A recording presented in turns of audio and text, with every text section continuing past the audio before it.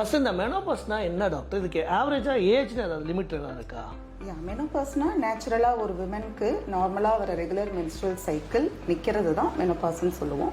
So அதை diagnose பண்ணுறதுக்கு ஜென்ரலாக அட்லீஸ்ட் 1 year of stopping menstrual cycle, அதாவது 1 year பீரியட்ஸ் இல்லாமல் இருந்துச்சுன்னா தான் மெனோபாஸ்ன்னு நம்ம டயக்னோஸே பண்ண முடியும்.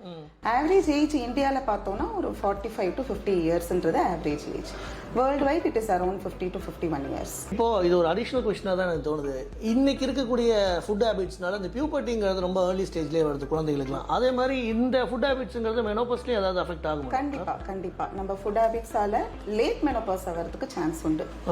Okay over nutrition, obesity, diabetes இந்த மாதிரி ரிஸ்க் ஃபேக்டர்ஸ்லாம் இருந்துச்சுன்னா there is high chance of late menopause. நம்ம சொல்கிற ஆவரேஜ் ஏஜ் இல்லாமல் தள்ளி மெனோபாஸ் வருது.